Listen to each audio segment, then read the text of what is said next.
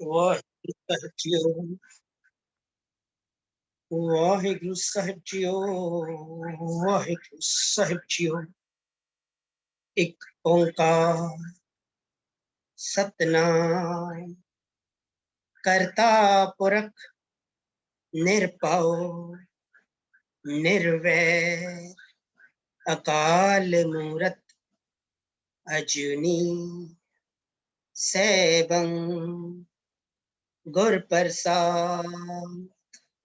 ਵਾਹਿਗੁਰੂ ਵਾਹਿਗੁਰੂ ਵਾਹਿਗੁਰੂ ਜੀ ਕਾ ਖਾਲਸਾ, ਵਾਹਿਗੁਰੂ ਜੀ ਕੀ ਫਤਿਹ। ਜ਼ੂਮ ਦੇ ਰਾਹੀਂ ਗੁਰੂ ਦੀ ਪਿਆਰੀ ਸਤਿਕਾਰਯੋਗ ਸਾਧ ਸੰਗਤ ਜੀ, ਜੀ ਆਇਆਂ ਨੂੰ ਆਖਦੇ ਹਾਂ। ਗੁਰੂ ਪਿਤਾ ਦੀ ਬਖਸ਼ਿਸ਼ ਸਦਕਾ ਪਿਛਲੇ ਕੁਝ ਸਮੇਂ ਤੋਂ ਅਸਾਂ ਰਲ ਮਿਲ ਕੇ ਸ਼ਿਰੋਮਣੀ ਭਗਤ ਕਬੀਰ ਜੀ ਦੇ ਪਾਵਨ ਸਲੋਕ, ਜੋ ਕਿ ਗੁਰੂ ਗ੍ਰੰਥ ਸਾਹਿਬ ਜੀ ਮਹਾਰਾਜ ਦੇ ਪਾਵਨ ਅੰਕ 1364 ਤੋਂ 1377 ਤੇ ਸ਼ੁਭਾਇਮਾਨ ਹੈ, ਰਲ ਮਿਲ ਕੇ ਆਪਾਂ ਦਰਸ਼ਨ ਕਰਦੇ ਆ ਰਹੇ ਹਾਂ। ਲੜੀਵਾਰ ਤਰੀਕੇ ਨਾਲ ਵਿਚਾਰਾ ਕਰਨ ਦਾ ਯਤਨ ਕਰ ਰਹੇ ਹਾਂ, ਗੁਰੂ ਦਾ ਪਾਵਨ ਉਪਦੇਸ਼ ਲੈਣ ਦਾ ਯਤਨ ਕਰ ਰਹੇ ਹਾਂ। ਹੁਣ ਤੱਕ ਇਲਾਹੀ ਬਾਣੀ ਨੂੰ ਵਿਚਾਰਦਿਆਂ ਹੋਇਆਂ, ਦਰਸ਼ਨ ਕਰਦਿਆਂ ਹੋਇਆਂ ਅਸਾਂ ਰਲ ਮਿਲ ਕੇ ਸ਼ਲੋਕ ਨੰਬਰ 1 ਤੋਂ ਸ਼ਲੋਕ ਨੰਬਰ 85 ਤੱਕ ਦੇ ਦਰਸ਼ਨ ਕੀਤੇ। ਪਿਛਲੀ ਕਲਾਸ ਵਿੱਚ ਗੱਲ ਆਈ ਸੀ, ਉਪਦੇਸ਼ ਬਖਸ਼ਿਆ ਸੀ, ਕਬੀਰ ਸਾਹਿਬ ਨੇ ਸਮਝਾਇਆ ਸੀ ਕਿ ਇਨਸਾਨ ਨੇ ਪ੍ਰਮਾਤਮਾ ਦੇ ਗੁਣ ਇਸ ਵਾਸਤੇ ਨਹੀਂ ਗਾਉਣੇ ਕਿ ਗੁਨਾਹ ਦਾ ਲੇਖਾ ਜੋਖਾ ਪਾਇਆ ਜਾਏ, ਅੰਤ ਪਾਇਆ ਜਾਏ, ਉਸ ਦਾ ਉਰਲਾ ਤੇ ਪਰਲਾ ਬੰਨਾ ਢੂੰਡਣ ਦੀ ਕੋਸ਼ਿਸ਼ ਕੀਤੀ ਜਾਏ। ਗੁਣ ਤੇ ਜੀਵਨ ਨੂੰ ਉੱਤਮ ਅਵਸਥਾ ਵਿੱਚ ਲਿਆਉਣ ਲਈ ਵਿੱਚ ਸਹਾਇਕ ਹੁੰਦੇ ਨੇ। ਗੁਣ ਉਹ ਨੇ ਜਿਹੜੇ ਅੰਦਰ ਨੇ, ਤੇ ਗੁਰੂ ਦੇ ਸਿੱਖਿਆ ਦੇ ਅਧੀਨ, ਗੁਰੂ ਦੀ ਸ਼ਰਨ ਵਿੱਚ ਆ ਕੇ, ਗੁਰੂ ਨਾਲ ਮਿਲ ਕੇ, ਗੁਰੂ ਪਾਰਸ ਨਾਲ ਮਿਲ ਕੇ ਉਹ ਗੁਣ ਜੀਵਨ ਨੂੰ ਉੱਚਾ ਸੁੱਚਾ ਤੇ ਨਿਰਮਲ ਬਣਾਉਂਦੇ ਨੇ। ਬਾਰ-ਬਾਰ ਗੁਣ ਗਾਉਣ ਨਾਲ ਅੰਦਰ ਗੁਣ ਪ੍ਰਗਟ ਹੁੰਦੇ ਨੇ, ਭਾਵ ਗੁਰੂ ਦਾ ਕਰਤਾਰ ਦੀ ਪਛਾਣ ਹੁੰਦੀ ਹੈ। ਉਸ ਰੱਬੀ ਗੁਣਾਂ ਦੇ ਰਾਹੀਂ ਅਕਾਲ ਪੁਰਖ ਦੇ ਦਰਸ਼ਨ ਹੁੰਦੇ ਨੇ। ਅੰਦਰੋਂ ਨਿਤਾਨਾਪਨ ਖਤਮ ਹੁੰਦਾ ਹੈ। ਜਿਹੜੀ ਢਹਿੰਦੀ ਕਲਾ ਹੈ, ਜਿਹੜਾ ਵਿਕਾਰਾਂ ਦਾ ਜ਼ੋਰ ਹੈ, ਉਹ ਅਸਰ ਨਹੀਂ ਕਰਦਾ। ਜੀਵਨ ਚੜ੍ਹਦੀ ਕਲਾ ਵਿੱਚ ਆਉਂਦਾ ਹੈ। ਕਬੀਰ ਸਾਹਿਬ ਨੇ ਬਖਸ਼ਿਸ਼ ਕੀਤੀ, ਸਮਝਾਇਆ ਕਿ ਜਦੋਂ ਕਰਤਾਰ, ਉਹ ਕਾਇਨਾਤ ਦਾ ਕਾਦਰ, ਉਹ ਕਾਇਨਾਤ ਦਾ ਰਚਨਹਾਰ, ਉਹ ਪਾਲਣਹਾਰ ਮਨ ਵਿੱਚ ਵਸ ਜਾਂਦਾ ਹੈ, ਜਦ ਉਸ ਪ੍ਰਭੂ ਦੀ ਮਿਹਰ ਹੋ ਜਾਂਦੀ ਹੈ ਤਾਂ ਜੀਵਨ ਆਪੇ ਹੀ ਉਸ ਸਿਫਤ ਸਲਾਹ ਵਿੱਚ ਜੁੜਦਿਆਂ ਹੋਇਆਂ ਉਸ ਪ੍ਰਭੂ ਨਾਲ ਅਭੇਦ ਹੋ ਜਾਂਦਾ ਹੈ, ਇੱਕਮਿਕ ਹੋ ਜਾਂਦਾ ਹੈ। ਗੱਲ ਕੀਤੀ ਪ੍ਰਭੂ ਨਾਲ ਵਿਛੋੜੇ ਦੇ ਅਹਿਸਾਸ ਦੀ, ਮਿਲਾਪ ਦੀ ਤੜਪ ਦੀ। ਮਿਸਾਲ ਦਿੱਤੀ ਸਤੀ ਦੀ। ਉਹ ਸਤੀ ਜਿਹੜਾ ਪਤੀ ਪ੍ਰੇਮ ਵਿੱਚ ਖਿੜੇ ਮੱਥੇ ਜਾ ਕੇ ਚਿਖਾ ਤੇ ਬੈਠ ਜਾਂਦੀ ਹੈ, ਆਪਣੇ ਆਪ ਨੂੰ ਸੜਨ ਲਈ ਤਿਆਰ ਹੋ ਜਾਂਦੀ, ਕਿਉਂਕਿ ਅੰਦਰ ਵਿਛੋੜੇ ਦਾ ਅਹਿਸਾਸ ਹੈ। ਮਿਸਾਲ ਦੇ ਕੇ ਸਮਝਾਇਆ ਕਿ ਮਰਨ ਉਪਰੰਤ ਪਤੀ ਨੂੰ ਮਿਲਣ ਦੇ ਖਾਤਰ ਜਿਹੜੀ ਸਤੀ, ਜਿਹੜੀ ਉਹ ਇਸਤਰੀ ਹੈ, ਜਿਹੜੀ ਪਤੀ ਪ੍ਰੇਮ ਵਿੱਚ ਪਤੀ ਦੇ ਮਿਲਾਪ ਲਈ ਆਪਣੇ ਸਰੀਰ ਨੂੰ ਚਿਖਾ ਤੇ ਚੜਾ ਕੇ ਸੜਨ ਲਈ ਤਿਆਰ ਹੋ ਜਾਂਦੀ ਹੈ। ਇਹ ਮਨੁੱਖ ਉਸ ਤੋਂ ਸਮਝ, ਉਸ ਤੋਂ ਕੁਝ ਸਿੱਖ। ਪ੍ਰਭੂ ਪਤੀ ਦੇ ਮਿਲਾਪ ਵਿੱਚ ਉਸ ਨੂੰ ਮਿਲਣ ਦੀ ਜਿਗਿਆਸਾ ਵਿੱਚ ਇਸ ਜੀਵ ਇਸਤਰੀ ਨੂੰ ਭਾਵ ਮਨੁੱਖ ਨੂੰ ਵੀ ਸਿਫਤ ਸਲਾਹ ਦੀ ਬ੍ਰਹਮ ਅਗਨੀ ਵਿੱਚ ਆਪਣੇ ਸਰੀਰਕ ਮੋਹ ਨੂੰ ਸਾੜਦਿਆਂ ਹੋਇਆਂ ਉਸ ਪ੍ਰਭੂ ਨਾਲ ਲਪੇਟ ਹੋਣਾ, ਉਹਦੇ ਮਿਲਾਪ, ਉਸ ਨਾਲ ਮਿਲਾਪ ਹੋਣਾ ਹੈ। ਜੇ ਅੰਦਰੋਂ ਬ੍ਰਹਮ ਅਗਨੀ ਵਿੱਚ ਆਪਣੇ ਸਰੀਰਕ ਮੋਹ, ਸੰਸਾਰਕ ਮੋਹ ਨੂੰ ਨਹੀਂ ਸਾੜਿਆ ਜਾਏਗਾ ਤਾਂ ਉਸ ਨਾਲ ਅਭੇਦ ਹੋਣਾ, ਭਾਵ ਉਸ ਦੀ ਪਛਾਣ ਹੋਣਾ, ਉਸਦੇ ਗੁਨਾਹ ਦਾ ਧਾਰਨੀ ਹੋਣਾ, ਉਹਦੇ ਹਿਰਦੇ, ਉਸਦੇ ਗੁਣ ਹਿਰਦੇ ਘਰ ਵਿੱਚ ਵਸਣਾ ਪੋਸੀਬਲ ਹੀ ਨਹੀਂ। ਹੁਣ ਜਿਹੜੀ ਗੱਲ ਕੀਤੀ ਪ੍ਰਭੂ ਗੁਣਾ, ਪ੍ਰਭੂ ਦੇ ਨਾਲ ਪਿਆਰ ਦੀ, ਪ੍ਰਭੂ ਦੇ ਨਾਲ ਪ੍ਰੀਤ ਦੀ, ਉਹਦੇ ਮਿਲਾਪ ਦੀ, ਉਸ ਕਰਤਾਰ ਦੇ ਭਰੋਸੇ ਦੀ, ਉਸਦੇ ਵਿਛੋੜੇ ਦੀ ਤੜਪ ਦੀ। ਹੁਣ ਜਿਹੜਾ ਉਹ ਤੜਪ ਆਣੀ ਹੈ, ਉਹ ਜਿਹੜਾ ਵਿਛੋੜੇ ਦਾ ਅਹਿਸਾਸ ਹੋਣਾ ਹੈ, ਉਹ ਕਦੋਂ ਹੋਣਾ ਹੈ? ਜਦ ਸਰੀਰਕ ਔਰ ਸੰਸਾਰਕ ਮੋਹ ਨੂੰ ਤਿਆਗਿਆ ਜਾਏਗਾ। ਰੱਬੀ ਗੁਣ ਤਾਂ ਹੀ ਅੰਦਰ ਪ੍ਰਗਟ ਹੋਣੇ ਨੇ ਜਦੋਂ ਉਹ ਸਰੀਰਕ ਔਰ ਸੰਸਾਰਕ ਮੋਹ ਤਿਆਗਿਆ ਜਾਏਗਾ, ਉਹਨੂੰ ਸਾੜਿਆ ਜਾਏਗਾ। ਹੁਣ ਅੱਗੇ ਸ਼ਲੋਕ ਨੰਬਰ 86 ਤੋਂ 90 ਦੇ ਦਰਸ਼ਨ ਕਰਦਿਆਂ ਹੋਇਆਂ ਕਬੀਰ ਸਾਹਿਬ ਸਾਡੇ ਤੇ ਬਖਸ਼ਿਸ਼ ਕਰਦੇ ਨੇ, ਸਾਨੂੰ ਦ੍ਰਿੜ ਕਰਾਉਂਦੇ ਨੇ ਉਹ ਜੁਗਤ, ਉਹ ਰਸਤਾ ਸਮਝਾਉਂਦੇ ਨੇ ਕਿ ਕਿਸ ਤਰ੍ਹਾਂ ਇਹ ਜਿਹੜਾ ਸੰਸਾਰਕ ਮੋਹ ਹੈ, ਜਿਹੜਾ ਸਰੀਰਕ ਮੋਹ ਹੈ, ਜਿਸ ਕਾਰਨ ਉਸ ਪ੍ਰਭੂ ਨਾਲ ਲਿਵ ਨਹੀਂ ਜੁੜਦੀ, ਜਿਸ ਕਾਰਨ ਇਹ ਸੁਰਤ ਨਹੀਂ ਜੁੜਦੀ, ਉਹ ਕੀ ਕਾਰਨ ਹੈ ਜੋ ਇਹ ਅੰਦਰੋਂ ਸੜਦੇ ਨਹੀਂ, ਤੇ ਕਿਹੜਾ ਰਸਤਾ ਹੈ ਜਿਸ ਰਾਹੀਂ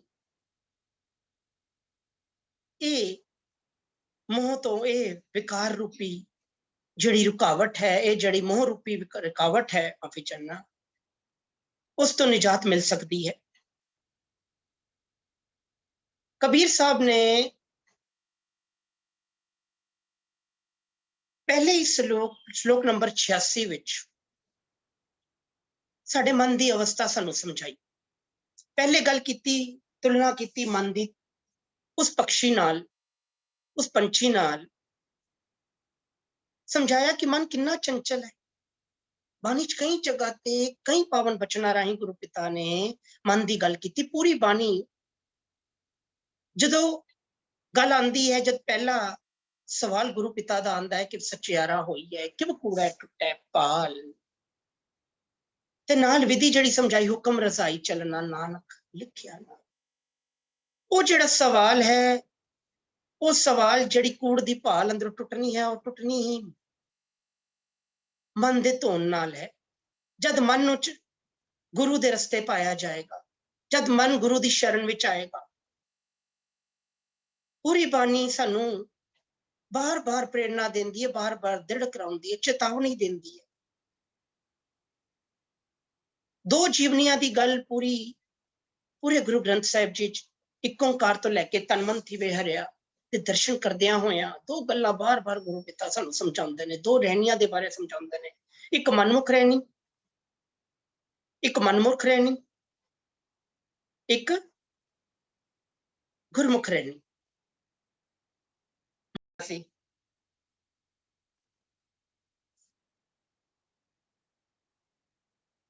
ਖੈਰ,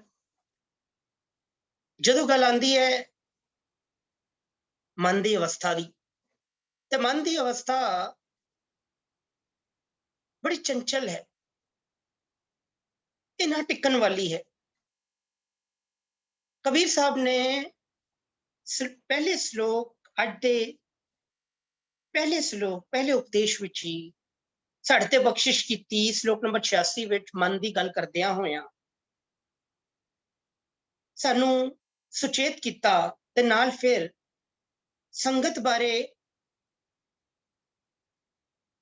ਸਾਨੂੰ ਸਮਝਾਇਆ, ਸਾਨੂੰ ਸਾਡੇ ਤੇ ਬਖਸ਼ਿਸ਼ ਕੀਤੀ, ਸਾਨੂੰ ਸਮਝਾਇਆ ਸੰਗਤ ਦਾ ਪ੍ਰਭਾਵ ਹੀ ਮਨ ਦੇ ਸੁਭਾਅ ਨੂੰ ਮਲੀਨ ਜਾਂ ਉੱਤਮ ਬਣਾਉਂਦਾ ਹੈ। संगत कुसंगत भी हो सकती है ते सत्संगत भी हो सकती है। कुसंगत मन की मलिनता का कारण बनती है ते मनुख आत्मक मौत मरदा है, भाव रब नालों उस प्रभु नालों दूर होंदा चलदा जांदा है और दुख सहेड़दा है। वही जो उस सच्चे दी संगत विच आ जाए, उस गुरु दी संगत विच आ जाए, गुरु दी शरण विच आ जाए, तो मन दे सुभाव नूं उत्तम ते निर्मल बनन तो कोई नहीं रोक सकता। अंदर निर्मलता आ जाती है, जीवन उच्चा सुच्चा हो जाता है ते मनुख आत्मक तौर ते जागदा है, आत्मक आनंद मानदा है। आओ दर्शन करिए श्लोक नंबर 86 दे।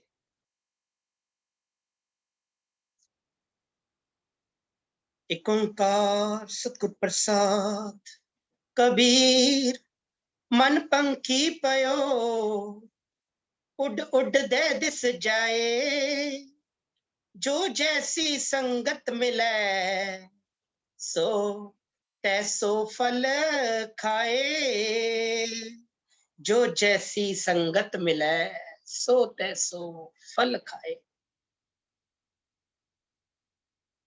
कबीर साहब बख्शिश करते ने जिहड़ी गल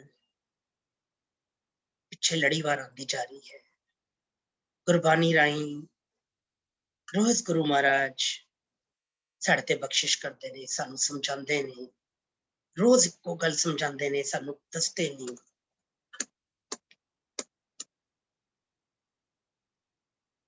मन पंखी पयो, पहली गल कहते ने कबीर मन पंखी पयो। मन उस पक्षी की तरह है जिहड़ा एक बिरख तो दूजे बिरख उड़ता फिरता रहता है, एक जगह टिकता नहीं। कहते हैं पक्षियों का की सुभाव होता है, पक्षी एक बिरख तो दूजे बिरख, दूजे बिरख तो तीजे बिरख, तीजे बिरख तो जगह जगह उड़ते फिरते रहते हैं, टिकते नहीं, उन्होंने टिका नहीं होता। ते मन की तुलना उस पक्षी नाल कीती जिहड़ा एक बिरख तो दूजे बिरख, भाव साडा मन भी टिकदा नहीं, उहदे टिका नहीं आंदा। पर मन वो है जिस राही अगे जीवन ने शरीर ने चलना है। असी बानी आसा की वार विच रोज दर्शन करने या नानक मेर शरीर का इकरत इकरत वाह, हिकन वाला कौन है? मन।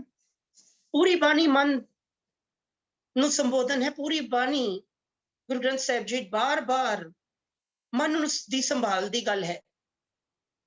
बार बार गुरु पिता ने साडे ते बख्शिश की, सानू बार बार समझाया, दृढ़ कराया मन बारे, सानू बार बार समझाया। रोज बानी विच पढ़ते भी हाँ, सुनते भी हाँ, गुरु महाराज बार बार बख्शिश करते ने, रोज सानू समझाते ने, मन मेरे आ तू सदा रहो हर नाले, हर नाल रहो, तू मन मेरे दुख सब विसारना, अंगीकार ओ करे तेरा कारज सब सवारना, सबना गला समर्थ स्वामी सो क्यों मनु विसारे, कहे नानक मन मेरे सदा रहो हर नाल। रोज दर्शन करते, रोज गुरु पिता सानू समझाते ने, जे मन नू जीत लिया, लड़ाई कित्थे है, युद्ध कित्थे है, युद्ध किदे नाल होना है? युद्ध होना है मन नाल। मन जीते जग जीत, जे उन्होंने जीत लिया तो समझ लो असी रोज संसार नू जितन ते लगे रहने आ, संसारक मोह नू जितन ते लगे रहने आ, समाजक रिश्तियां नू जितन ते लगे रहने आ। साडी जिहड़ी दौड़ है वो केवल ते केवल समाजक रिश्तियां, समाजक रुतबियां नू जितन विच रह गई है। पर जिहड़ी चीज जितनी है वह मन जीता है, जग जीत अंदरों मन ने जितना है। जे मन नू जित लिया तो समझ लो वो प्रभु मिल गया। गल ते मन दी है। जिहड़ा मन पंखी की तरह उडारियां मार रहा है, उस वाल साडा ख्याल नहीं, उस वाल साडा ख्याल नहीं तो हुंदा की है, फिर प्रभु विसर जाता है, फिर वो दाता विसर जाता है, उसदी दाता नाल प्यार रह जाता है, फिर शर्मिंदगी उठानी पैंदी है, दुख सहेड़ने पैंदे ने, आत्मक मौत मरना पैंदा है। ते कबीर साहब ने साडे ते बख्शिश की, सानू फिर एक बार समझाते ने, कहते ने कबीर मन पंखी पयो। अज साडी अवस्था की बनी पई है?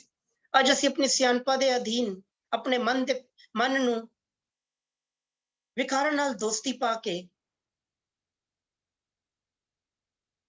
असी अपने जीवन नू नैफल करते जा रहे हैं, असली मकसद तो दूर होंदे जा रहे हैं। असली मकसद की जो गल है प्रभु मिलन की है, समझन की लोड़ है। प्रभु मिलन है कि प्रभु मिलन है जींदिया जी जींदियां जी अपने जीवन ਨੂੰ ਉੱਚਾ ਸੁੱਚਾ ਬਣਾਉਣਾ, ਇੱਕ ਇਨਸਾਨ बनना, मनुख बनना, जिस वजह नाल आया है, जो प्रोना बन के आया है उसनू समझना,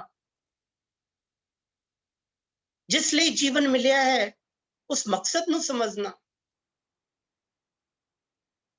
पर साडा जिहड़ा साडी दौड़ है वो केवल ते केवल अपने संसार भाव, अपने शरीर, अपने रिश्ते, अपने रुतबे, अपने पदार्थ वाली लगी हुई है। साडी उत्थे तक ही दौड़ सीमित है। माइक रसा विच असीं फसे होए हैं कचित। ते फिर हुंदा की अपनी सियाणपा दे अधीन सब कुछ समझदियां होया भी रोज बाणी पढ़दे आ, रोज गुरु दी गल सुनदे आ, पर विरले ही ने जिहड़े उस ते अमल करदे ने। मेरे जिहा सुन के पढ़ के भी जदों अमल दी गल आंदी है तो ਉਹਦੇ ਵਿੱਚ ਵੀ अपने आप ਨੂੰ फैसिलिटेट करदा है, ਉਹਦੇ ਵਿੱਚ ਵੀ मैनिपुलेशन ढूंढदा है, अपने मतलब ਦੀ ਗੱਲ ਕੱਢ ਕੇ ਰੱਖ ਲੈਂਦਾ, बाकी ਨੂੰ ਭੁੱਲ ਜਾਂਦਾ। ਤੇ ਕਬੀਰ ਸਾਹਿਬ ਸਾਨੂੰ ਫਿਰ ਤੋਂ ਇੱਕ ਵਾਰ ਚੇਤਾਵਨੀ ਦਿੰਦੇ ਨੇ, ਕਹਿੰਦੇ ਨੇ ਮਨ ਨੂੰ ਸੰਭਾਲ, ਕਿਉਂਕਿ ਇਹ ਮਨ ਤੇ ਐਸਾ ਹੈ ਜਿਹੜਾ ਆਪਣੀ ਸਿਆਣਪਾਂ ਨੂੰ ਨਹੀਂ ਛੱਡੇਗਾ। सब कुछ जानदिया समझदिया भी वही कर्म करेगा। कबीर मन जाने सब बात, जानत भी अवगुण करे, मनेगा नहीं। कहने काहे की कुसलात, हाथ दीप कुएं परे। कहते ने फिर चाहे ज्ञान नुमा दीपक या रब्बी गुना दा, ज्ञान नुमा दीपक तेरे हाथ विच है या रब्बी गुना तो वांझा तू धार्मिक क्रिया भी कोई कर रहा है, तू धार्मिक क्रियावां विच भी है, धर्म कर्म भी कर रहे हैं, पर जे उत्थे गुण नहीं, जे उत्थे रब्बी गुण तेरे अंदर तेरे हिरदे घर विच नहीं प्रगट होंदे, जे रब नाल प्यार नहीं बनदा, अंदर ओही मन अपनी सियाणप दे अधीन चल रहा है, मन विकारां नाल दोस्ती पाके बैठा है, ते फिर सब नेफल है, ओदा कोई अपना लाभ नहीं, वो नेफल है, वो फिटकारिया जाएगा, ओदा कोई फायदा नहीं। और बहुतान तौर ते असीं अपने जीवन नूं देखिए असीं वही कर रहे हैं। दुनियावी धर्म कर्म विच लगे ते होए हैं, पर अंदर उडारियां कुछ होर ने। उडारियां वडियाइयां दियां ने, उडारियां अपनी अपने वड्डेपन दियां ने, अंदर हंकार दियां बिरतियां ने।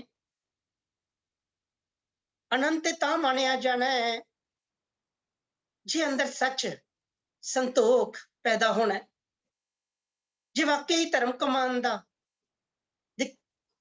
जिहड़ा जुगत है वो पुजी जानी है।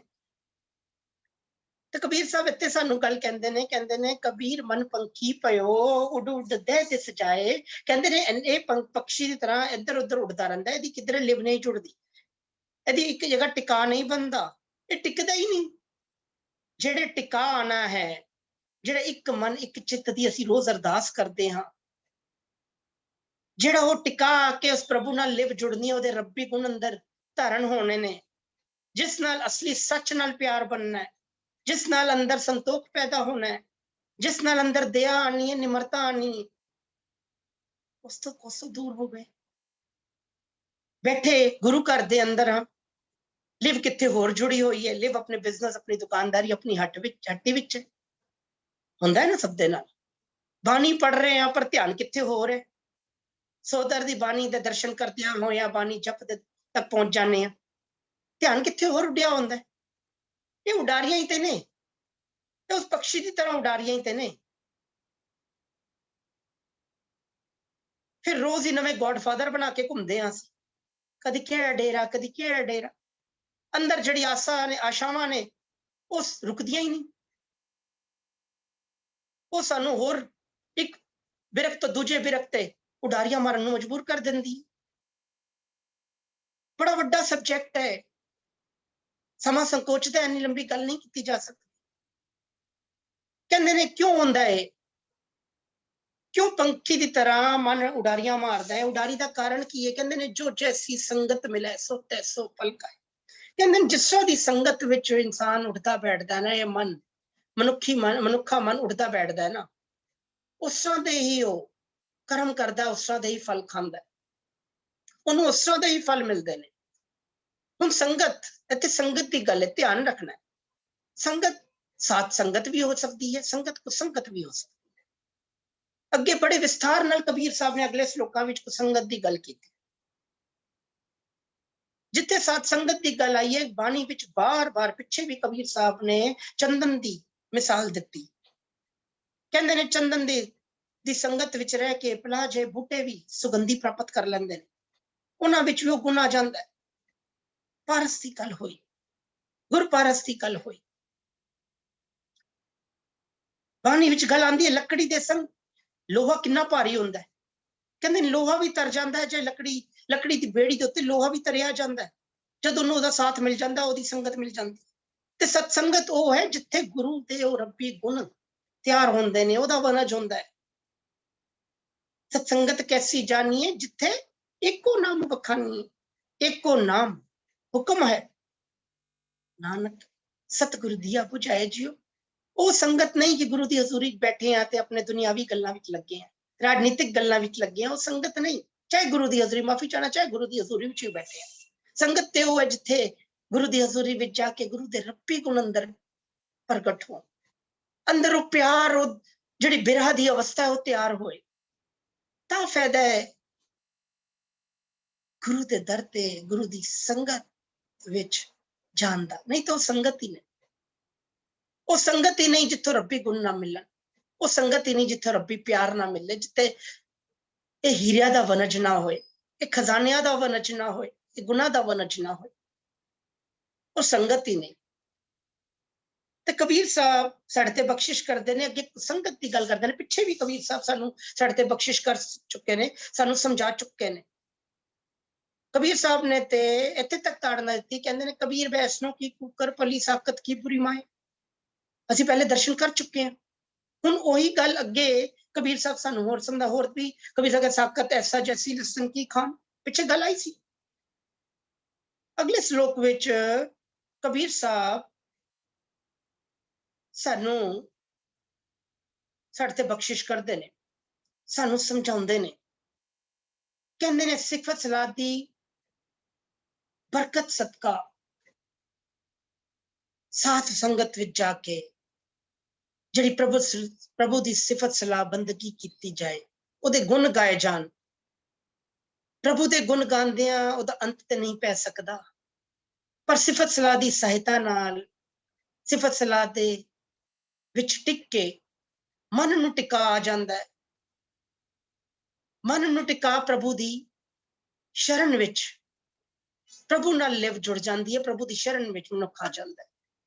ਕਬੀਰ ਸਾਹਿਬ ਇੱਥੇ ਆਪਣੇ ਆਪ ਨੂੰ ਸੰਬੋਧਨ ਕਰਕੇ ਸਾਨੂੰ ਸਮਝਾਉਂਦੇ ਨੇ, ਸਾਨੂੰ ਉਪਦੇਸ਼ ਬਖਸ਼ਦੇ ਨੇ। ਕਹਿੰਦੇ ਨੇ ਸਿਫਤ ਸਲਾਹ ਦੀ ਬਰਕਤ ਸਦਕਾ ਮੈਨੂੰ ਪ੍ਰਭੂ ਮਿਲ ਗਿਆ, ਜੋ ਮੈਂ ਢੂੰਡ ਰਿਹਾ ਸੀ ਮੈਨੂੰ ਪ੍ਰਭੂ ਮਿਲ ਗਿਆ। ਉਹ ਦਰਸ਼ਨ ਕਰੀਏ। ਸ਼ਲੋਕ ਨੰਬਰ 87। ਕਬੀਰ जाको खोजते पायो सोई ठौर, सोई फिर कह तू पया जाको कहता और। कबीर जाको खोजते पायो सोई ठौर, ठौर हुंदा थां। कहंदे ने मैं तेनू खोजदा पिया सी, मैं जगह जगह तेनू खोजदा फिर रहा सी। कदी मैं तेनू किथे ढूंढ रहा, जंगलों में जाके ढूंढ रहा, कदी मैं तेनू किथे ढूंढ रहा। कहंदे ने जाको खोजते पायो सोई ठोर, मैनू थां मिल गई। पहले मैं तेनू नहीं समझ सकिया, तेनू बुझ नहीं सकिया, तेनू तेरे नाल लिव नहीं जोड़ सकिया, मैनू समझ ही नहीं आई तू किथे है।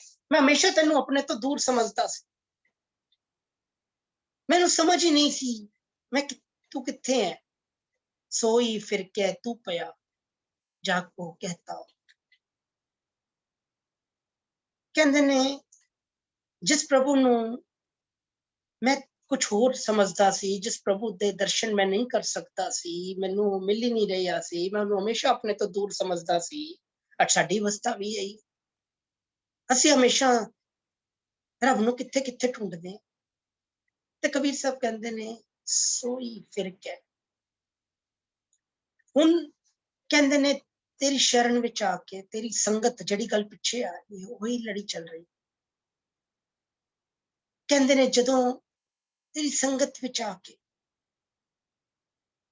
मैं तेरे दीदार कीते, मैनू समझ आई, मेरे अंदर वो विवेक बुद्ध पैदा हुई, मेरी बुद्ध पलट गई।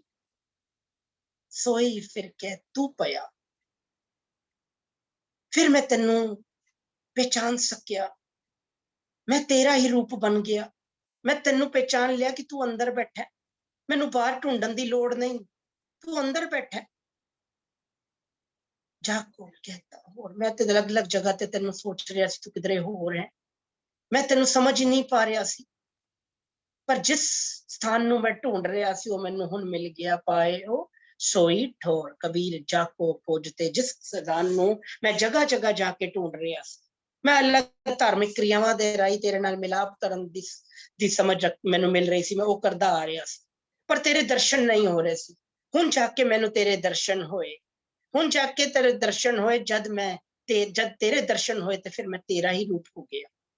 मेरे अंदर वो तू विवेक बुद्ध पैदा करती और रब्बी गुण प्रगट कर देते अपनी कृपा अपनी मेहर ते सदका, कि मैं तेरा ही रूप हो गया।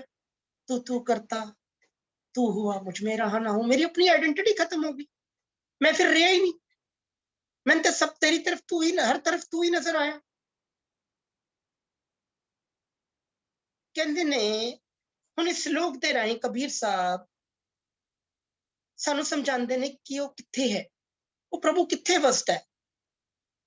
कहंदे ने वो परमात्मा हिरदे घर विच वसदा है, अंदर वसदा है। मन तू जोत स्वरूप है अपना मूल पछान, जड़ी गल पिछे मन दी आई, मन तू जोत स्वरूप है अपना मूल पछान।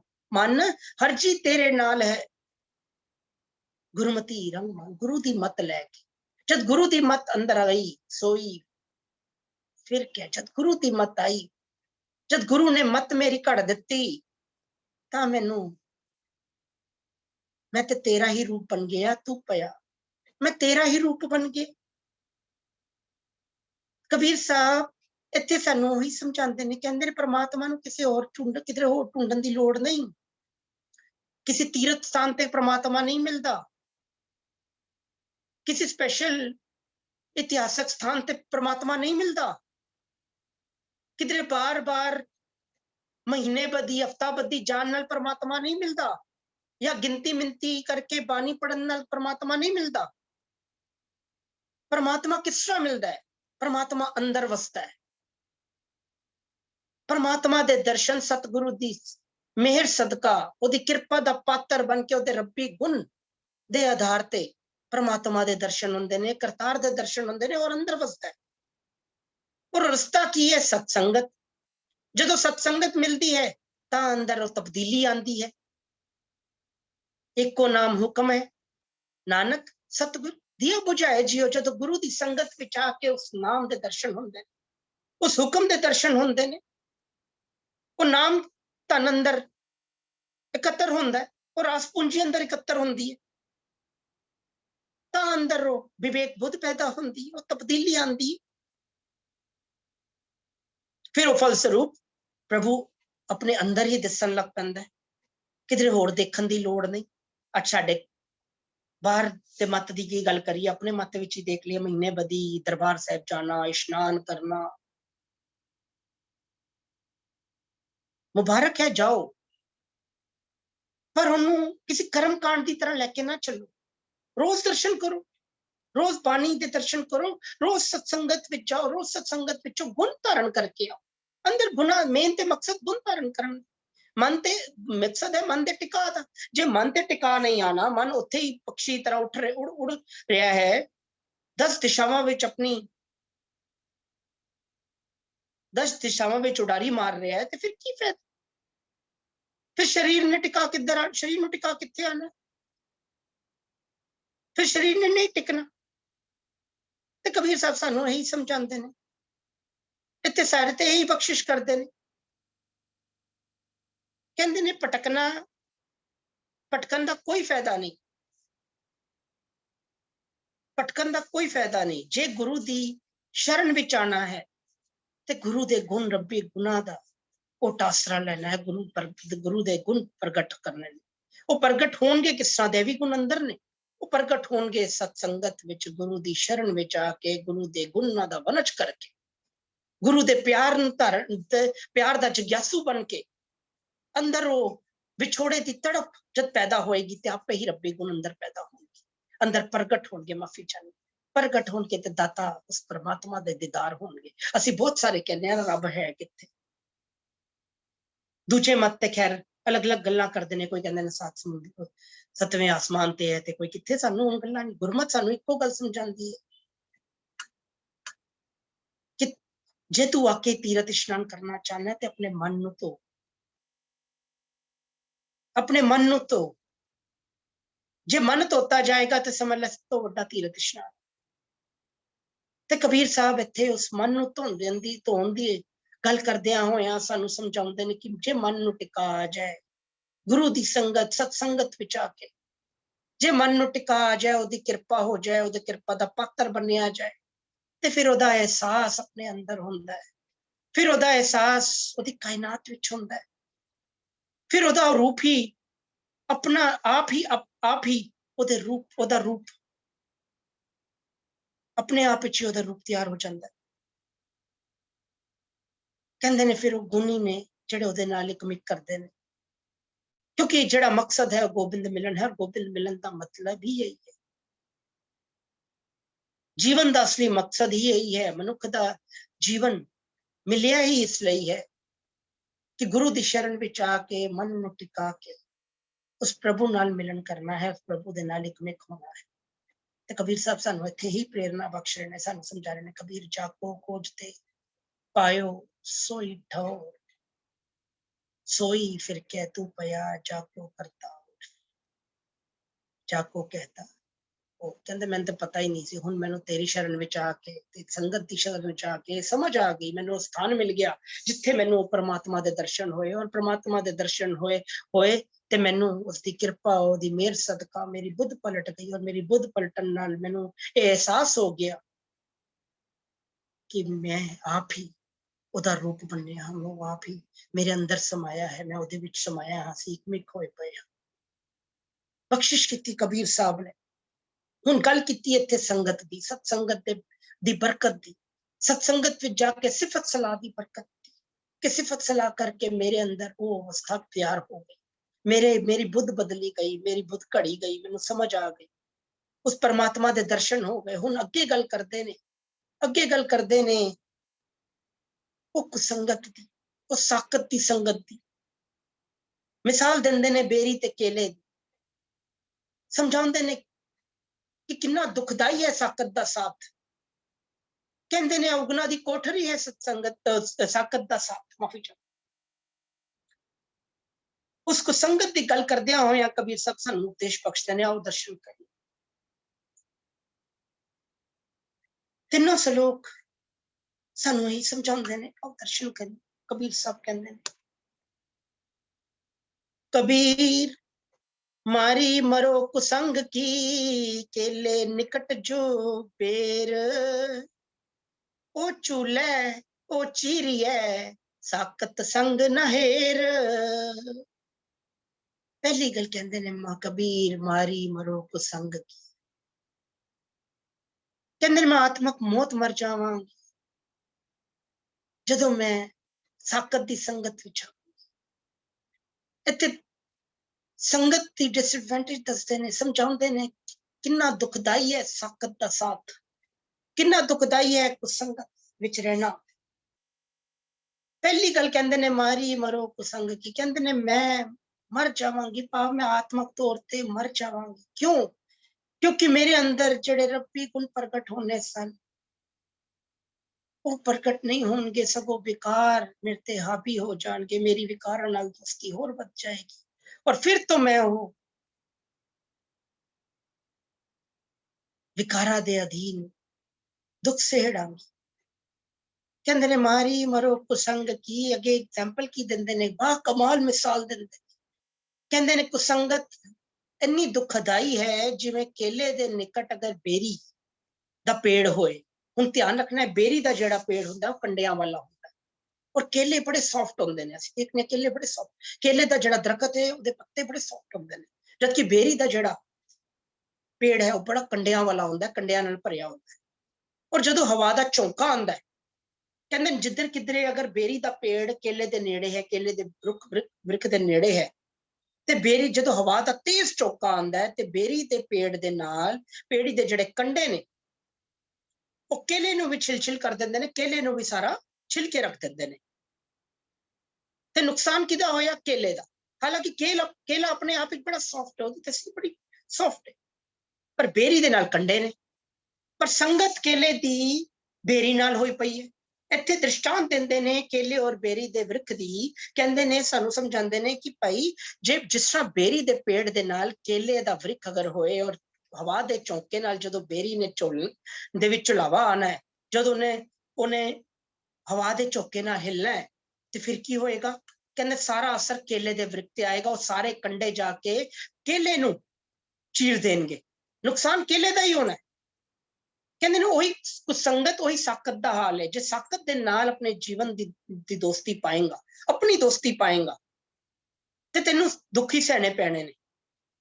कहते ने वो झूला है, वो चीरी है, जो हवा का झोंका आएगा ते वो बेरी जड़ी है झूलेगी, ते झूलेगी ते नाल जड़ा केला है उन्हों चीर देगी, उन्हों चीर देगी। इस तरह ही साकत संग ना है।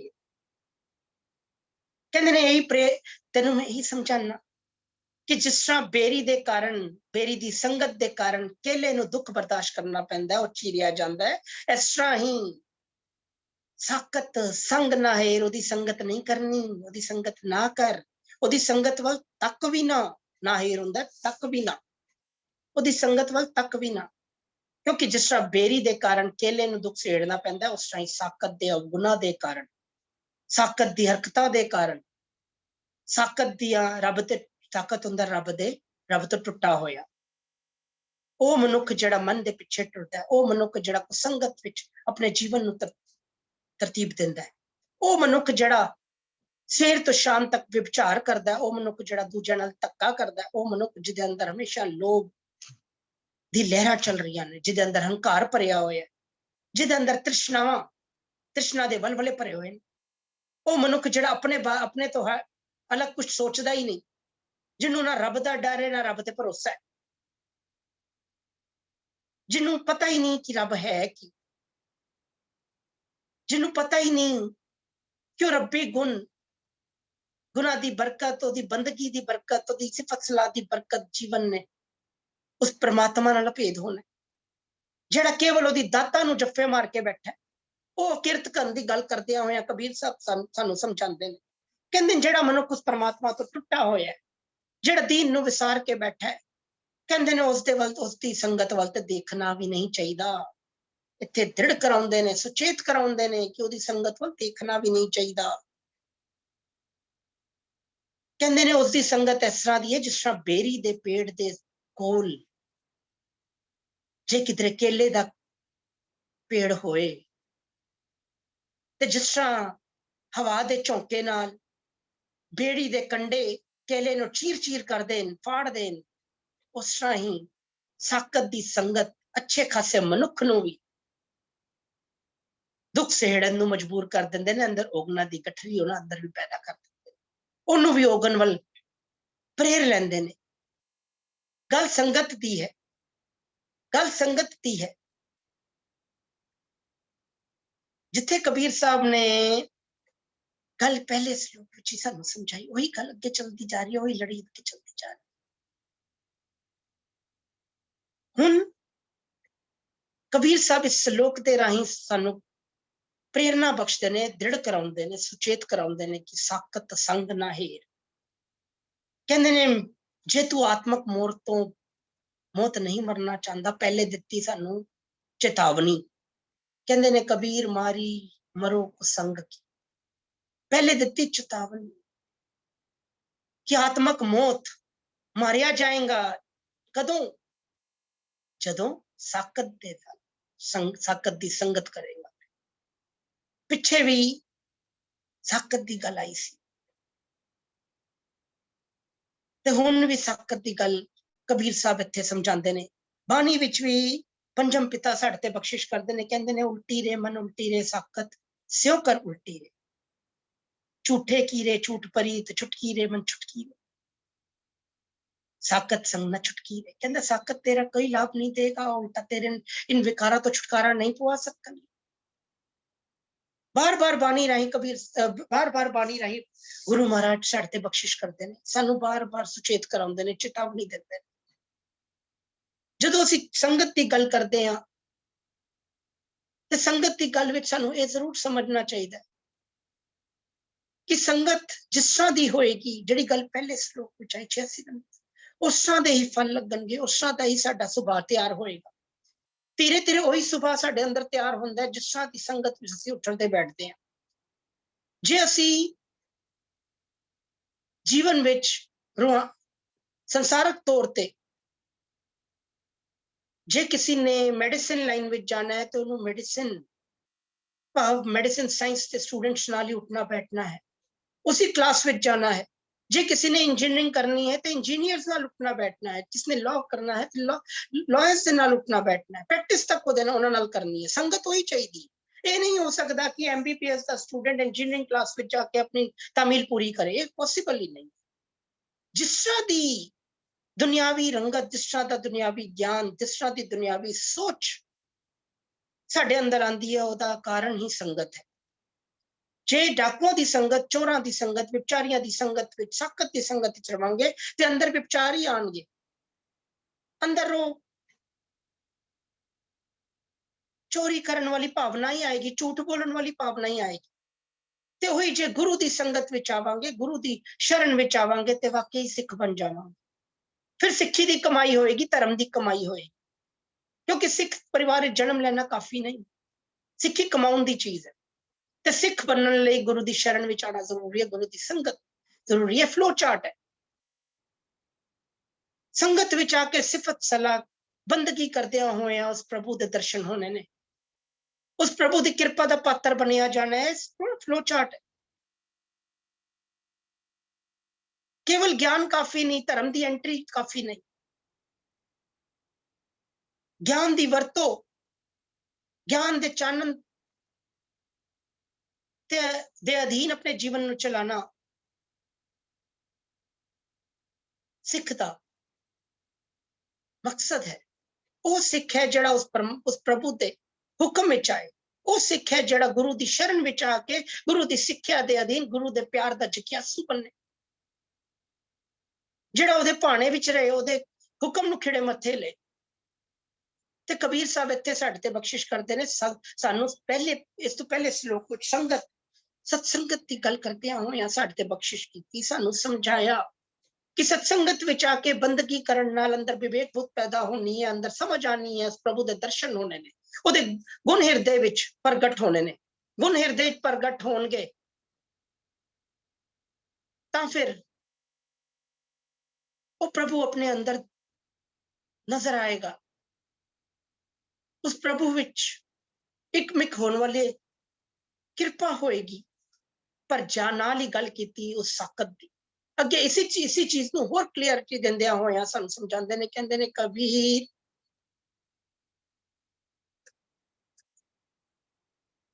पर पराई सिर चरै चलियो राहे बाट, अपने पारे ना डरे आगे औकट काट, अपने पारे ना डरे आगे औकट काट।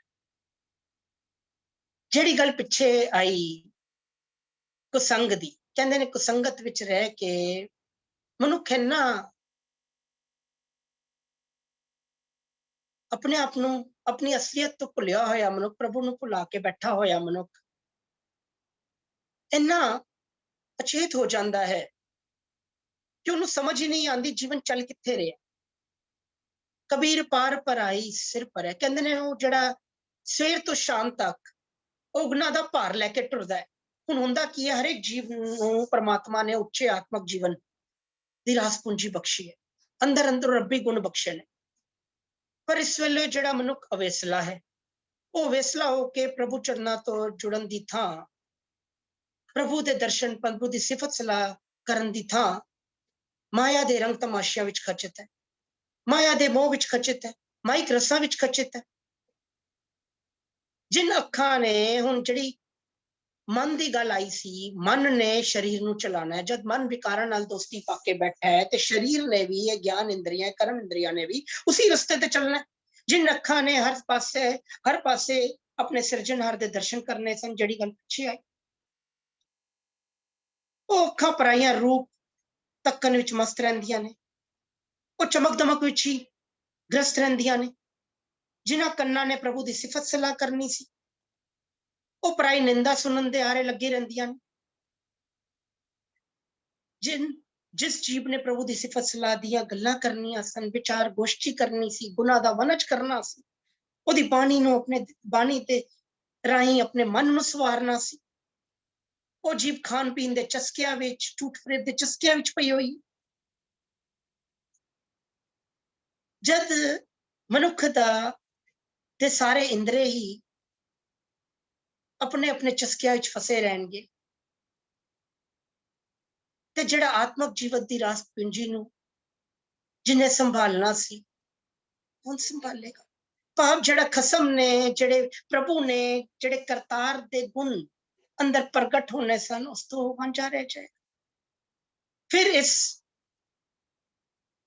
जिहड़े मनुख दी अवस्था, जो उस खसम तो, उस प्रभु तो दूर होया बैठा है, जिहड़ा साकत होया बैठा है, उस अवस्था नूं देख के जिहड़े काम आदुक डाकू ने, जिहड़े लाख हेरी ने, वो अपना जाल विछाणगे ही विछाणगे, वो उन्हें काबू करनगे ही करनगे, ते दुख सहेड़नगे ही सहेड़नगे।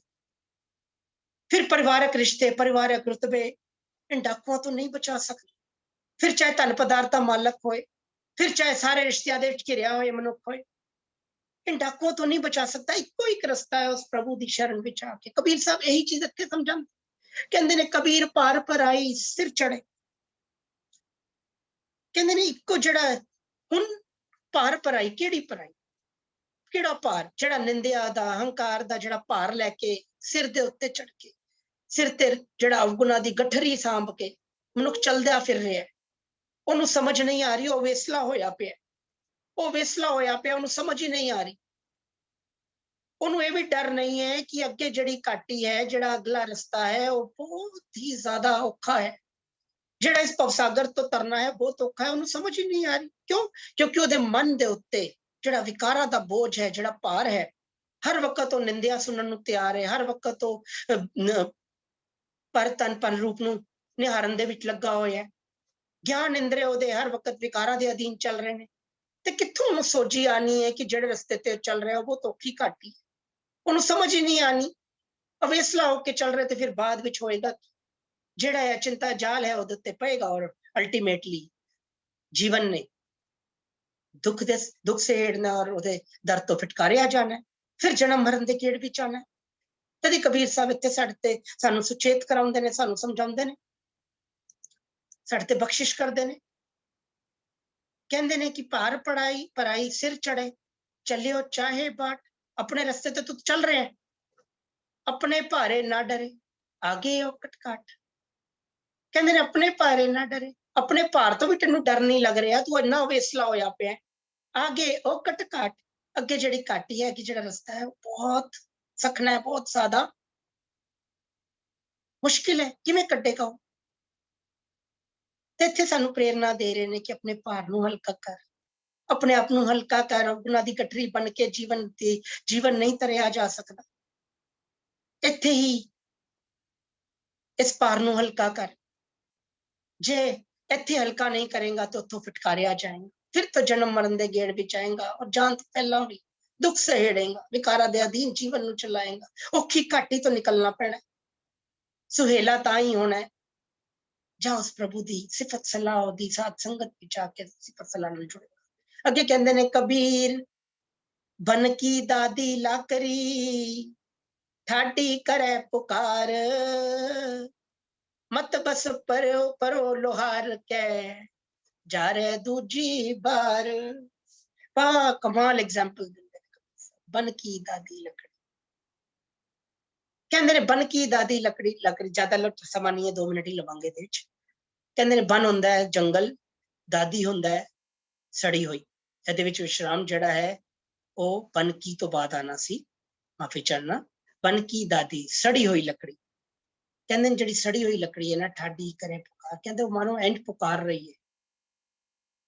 क्योंकि जो इत्थे गल आ रही है कोले दी, कोला लोहार यूज करता है अपनी पट्टी नूं जलाण लई, अपनी पट्टी नूं तैयार करन लई। उस पट्टी विच लोहार उस लकड़ी नूं पांदा है जो पहले एक बार जलाई जाती है। ਉਹਦਾ भी एक तरीका है। ਉਹਨੂੰ ਜ਼ਮੀਨ ਥੱਲੇ ਠੱਪਿਆ ਜਾਂਦਾ ਹੈ, ਉਹਨੂੰ ਠੱਪਿਆ ਜਾਂਦਾ ਹੈ, ਉਹਦੇ ਅੰਦਰ ਅੱਗ ਪਾਈ ਜਾਂਦੀ ਹੈ ਤਾਂ ਕਿ ਉਹ ਉਹਦੇ ਵਿੱਚ ਉਹ ਅੰਦਰ ਹੀ ਅੰਦਰ ਸੜੇ।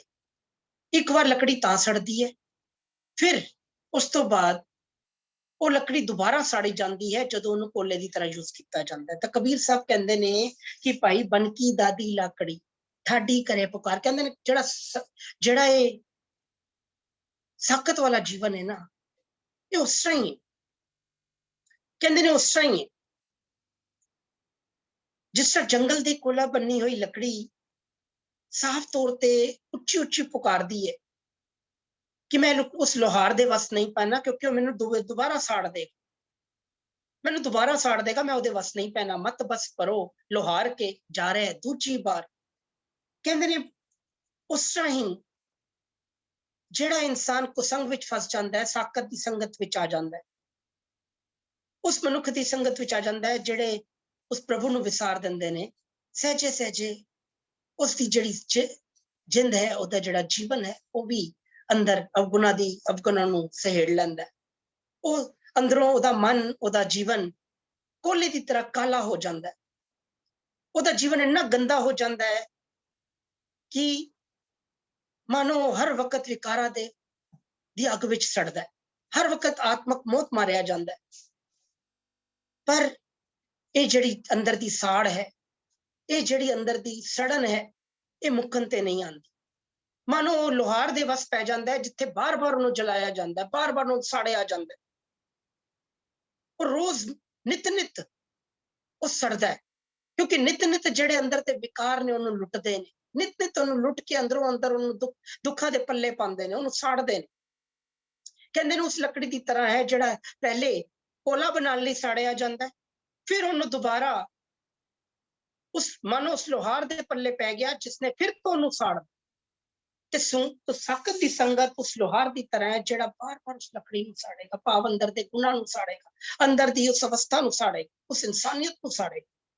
ਫਿਰ ਉਹਦੇ ਕੋਲ ਕੋਈ ਵੀ ਜਿੰਨਾ ਮਰਜ਼ੀ ਪੁਕਾਰ ਕਰ ਲੈ, ਜਿੰਨਾ ਮਰਜ਼ੀ ਚੀਖ ਪੁਕਾਰ ਕਰ ਲੈ, ਉਹਨੂੰ ਫਿਰ ਰਸਤਾ ਨਹੀਂ ਮਿਲੇਗਾ ਇਸ ਤੋਂ ਬਚਣ ਦਾ। ਫਿਰ ਇਹ ਲੰਬੀ ਕਹਾਣੀ ਬਣੀ ਰਹੇਗੀ। ਇਹ ਬਾਰ-ਬਾਰ ਨਿਤ ਲੁੱਟਿਆ ਜਾਏਗਾ, ਨਿਤ ਸਾੜਿਆ ਜਾਏਗਾ। ਜਿਸ ਤਰ੍ਹਾਂ ਕੋਲਾ ਜਦ ਤੱਕ ਖਤਮ ਨਹੀਂ ਹੁੰਦਾ, ਜਦ ਤੱਕ ਖੁਆਰ ਨਹੀਂ ਹੋ ਜਾਂਦਾ, ਤਦ ਤੱਕ ਸਾੜਿਆ ਜਾਂਦਾ। ਤੇ ਉਸ ਸੜੀ ਹੋਈ ਲੱਕੜੀ ਦੀ ਮਿਸਾਲ ਦੇ ਕੇ ਜਿਹੜਾ ਲੋਹਾਰ ਦੇ ਵਸ ਪੈ ਕੇ ਕੋਲੇ ਦੀ ਤਰ੍ਹਾਂ ਤਿਆਰ ਕਰਕੇ ਉਹਨੂੰ ਫਿਰ ਤੋਂ ਪੱਠੀ ਦੇ ਥੱਲੇ ਸਾੜਿਆ ਜਾਂਦਾ, ਉਸ ਦਾ ਜੀਵਨ ਇੱਕ ਆਤਮਕ ਮੌਤ ਮਰੇ ਹੋਏ ਬੰਦੇ ਦਾ ਬਣ ਜਾਂਦਾ ਹੈ ਜਦੋਂ ਕੁਸੰਗਤ ਵਿੱਚ ਆਉਂਦਾ ਹੈ, ਜਦੋਂ ਬੁਰੀ ਸੰਗਤ ਵਿੱਚ ਆਉਂਦਾ ਹੈ, ਸਾਕਤ ਦੀ ਸੰਗਤ ਵਿੱਚ ਆਉਂਦਾ ਹੈ। ਇਸ ਲਈ ਕਬੀਰ ਸਾਹਿਬ ਇੱਥੇ ਬਾਰ-ਬਾਰ ਸਾਨੂੰ ਸੁਚੇਤ ਕਰਦੇ ਨੇ, ਚੇਤਾਵਨੀ ਦਿੰਦੇ ਨੇ ਕਿ ਸਾਕਤ ਦੀ ਸੰਗਤ ਨਾ ਕਰ। ਤਦ ਹੀ ਕਹਿੰਦੇ ਨੇ ਸਾਕਤ ਸੰਗ ਨਾ ਹੇਰ। ਬਾਰ-ਬਾਰ ਸਾਨੂੰ ਸਮਝਾਉਂਦੇ ਨੇ ਉਸ ਸਾਕਤ ਦੀ ਸੰਗਤ ਨਾ ਕਰ, ਨਹੀਂ ਤਾਂ ਇਸ ਫਲ ਨੂੰ, ਇਹ ਜਿਹੜੇ ਫਲ ਹੈ, ਇਹ ਜਿਹੜਾ ਰਿਜ਼ਲਟ ਹੈ, ਇਹ ਕਨਸੀਕੁਐਂਸਿਸ ਨੂੰ, ਇਸ ਰਿਜ਼ਲਟ ਲਈ ਤਿਆਰ ਰਹੇ, ਇਸ ਰਿਜ਼ਲਟ ਲਈ ਫਿਰ ਤਿਆਰ ਰਹੇ। ਸਾਨੂੰ ਇੱਥੇ ਚੇਤਾਵਨੀ ਦੇ ਕੇ ਸਾਨੂੰ ਦ੍ਰਿੜ ਕਰਾਉਂਦੇ ਨੇ ਕਿ ਇੱਕੋ ਰਸਤਾ ਹੈ, ਇੱਕੋ ਰਸਤਾ ਹੈ ਉਸ ਪ੍ਰਭੂ ਦੇ ਨਾਲ ਜੁੜ ਕੇ, ਉਹਦੇ ਗੁਣ ਗਾ ਕੇ, ਉਹਦੇ ਗੁਨਾਹ ਦੀ ਬੰਦਗੀ ਕਰਕੇ, ਉਹਦਾ ਗੁਨਾਹ ਦਾ ਵਨਜ ਕਰਕੇ, ਔਰ ਵਨਜ ਹੋਣਾ ਹੈ ਸਾਧ ਸੰਗਤ ਵਿੱਚ। ਕਿਉਂਕਿ ਜਿਸ ਤਰ੍ਹਾਂ ਦੀ ਸੰਗਤ ਵਿੱਚ ਮਨੁੱਖ ਜਾਏਗਾ ਉਸ ਤਰ੍ਹਾਂ ਦੇ ਹੀ ਗੁਣ ਅੰਦਰ ਪੈਦਾ ਹੋਣਗੇ ਜਾਂ ਗੁਣ ਪੈਦਾ ਹੋਣਗੇ। ਜੇ ਸਾਕਤ ਦੀ ਸੰਗਤ ਵਿੱਚ ਜਾਏਗਾ ਤੇ ਗੁਣ ਪੈਦਾ ਹੋਣਗੇ, ਜੇ ਗੁਰੂ ਦੀ ਸੰਗਤ, ਗੁਰੂ ਦੇ ਸਿੱਧੇ ਹੋਏ ਸਾਦੇ ਹੋਏ ਸਾਧੂਆਂ ਦੀ ਸੰਗਤ ਵਿੱਚ ਜਾਏਗਾ, ਉਹਦੀ ਸ਼ਰਨ ਵਿੱਚ ਜਾਏਗਾ ਤੇ ਅੰਦਰ ਗੁਣ ਪ੍ਰਗਟ ਹੋਣਗੇ ਜਿਨ੍ਹਾਂ ਨਾਲ ਜੀਵਨ ਨੂੰ ਉੱਚਾ ਸੁੱਚਾ ਹੋਣਾ। ਤੇ ਸਾਕਤ ਦੀ ਸੰਗਤ ਵਿੱਚ ਉਸ ਕੋਲੇ ਦੀ ਤਰ੍ਹਾਂ ਸੜਿਆ ਹੋਇਆ ਜੀਵਨ ਤਿਆਰ ਹੋਣਾ, ਜਿਹਨੇ ਰੋਜ਼ ਸੜਨਾ ਜਦ ਤੱਕ ਕਿ ਖੁਆਰ ਨਾ ਹੋ, ਰੋਜ਼ ਦੁੱਖ ਸਹੇੜਨੇ ਨੇ ਜਦ ਤੱਕ ਕਿ ਖੁਆਰ ਨਾ ਹੋ ਜਾਏ। कबीर साहब इत्थे बख्शिश करते हैं, सानू कहते हैं, उस परमात्मा की शरण विच आना है ते संगत का ध्यान रखना है। सत्संगत विच आके उहदी बंदगी विच जुड़ के अंदर जिहड़े गुण पैदा होने ने, जिहड़ी विवेक बुद्ध पैदा होनी है, जिहदे नाल प्रभु दे दर्शन होने ने, उहदी जिज्ञासा मन विच रख, उहदे अरदास, उहदे घर दा अरदासिया बन। गुरु पिता बख्शिश करन, सानू अपने दर घर दे नाल जोड़ी रखन। आओ मिल मिल के अरदास करिए, वचन प्रवान करो। भुला चुका दी खिमाओ दर कर दे, गुरु दे दर कर दे, अरदासीए बनिए। अरदास करिए गुरा एक देह पुचाई, सबना जिया का एक दाता, सो मैं विसरना चाहिए। इन्नी को अरदास गुरु पिता बख्शिश करन। अनेका भुला होइया उनकी, भुला चुका दी खिमा। आओ पिता दी बख्शी हुई प्यारी फतेह दी सांझ पाई। वाहिगुरु जी का खालसा, वाहिगुरु जी की फतेह।